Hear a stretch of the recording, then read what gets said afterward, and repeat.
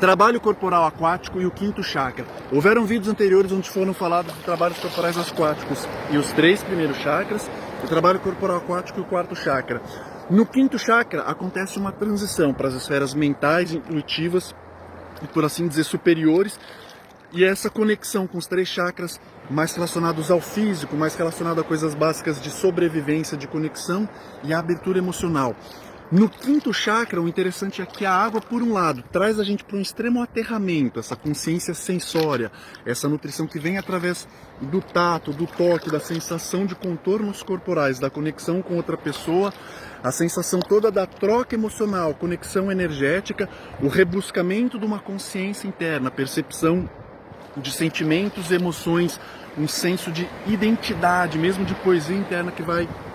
robustecendo, que vai aumentando. À medida que a gente vai aprofundando nos trabalhos aquáticos, eles não ficam só nessas dimensões corporais e emocionais internas, mas aos poucos eles vão também criando um senso de ampliação, um senso de uma conexão circunférica maior com todos os elementos à nossa volta, e aos poucos isso pode ir trazendo uma certa sensação, uma nova plataforma de ponto de comunicação, como se a gente conseguisse, estando muita vontade no nosso corpo, na respiração, no contato com outra pessoa, sem um senso de proximidade defensivo, mas uma sensação de expansão e abertura em relação ao ambiente na nossa volta, é como se a gente fosse criando bases para reorganizar esses elementos que vêm dessas experiências corporais, essas experiências de proximidade e de conexão mais básicas, e isso fosse criando elementos para a gente criar alguns espaços de elaboração, alguns espaços do caminho para uma abstração de se comunicar com as pessoas, de forma que a gente esteja conectado ao nosso corpo, às nossas impressões sensórias mais básicas, esteja conectado às nossas emoções, a um senso de profundidade, centramento interno, e começasse a colocar isso de maneiras que entrelaçasse mais a noção do significado, a noção do sentido, captando já algumas esferas abstratas. Então é como se fosse um ponto de passagem que une toda essa segurança animal, essa segurança mamífera que a água pode ir desenvolvendo de uma maneira muito nutritiva, que às vezes falta nos outros ambientes, no cotidiano das outras partes da vida. Toda essa nutrição, essa recomposição, essa reorganização que vai acontecendo, vai começando a poder criar um outro tipo de terreno para novos tipos de comunicação e de abstração. Então você vai criando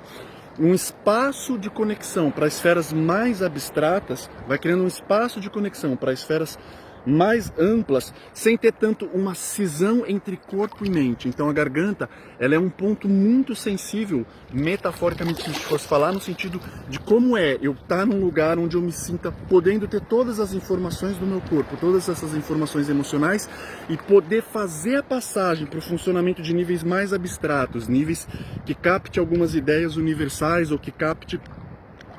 para além das situações que estão acontecendo momentâneas, saindo da intensidade física e emocional do momento, mas indo para categorias representacionais, para categorias um pouco mais vastas relativas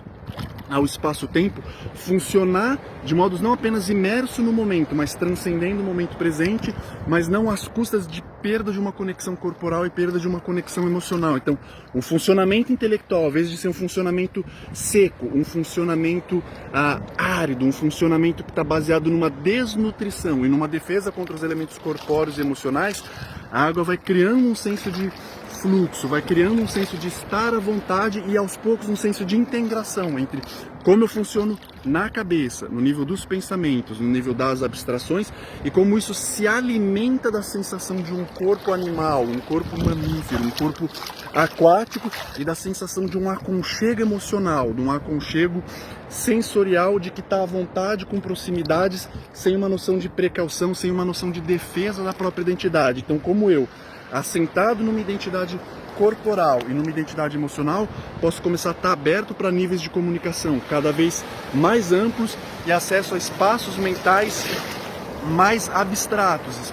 espaços mentais e posteriormente intuitivos mais elevados, mas conectado com toda essa carga mais básica de 3 primeiros chakras, 4º chakra. Então, a água pode trazer um elemento de conexão entre intelecto, emoção e coração,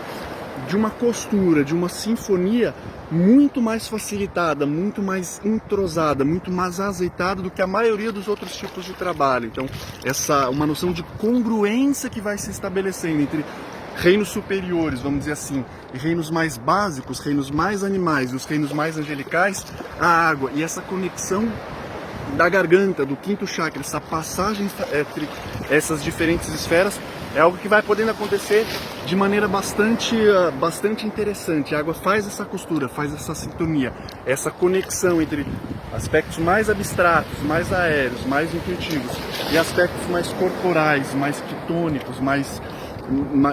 anteriores, mais originários, né? Essa costura vai acontecendo de maneiras extremamente surpreendentes. Então,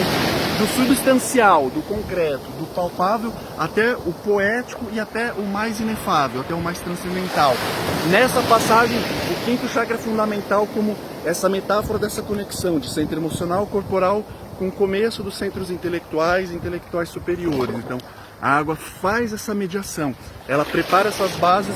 para outros saltos de comunicação, troca de simbolismo a partir de um lugar não defensivo, troca de simbolismo a partir de uma identidade centrada e profunda em si, mas abertura para outras identidades, para outras conexões, para além do si mesmo. Então a água faz essa ponte aí bastante importante, bastante fundamental.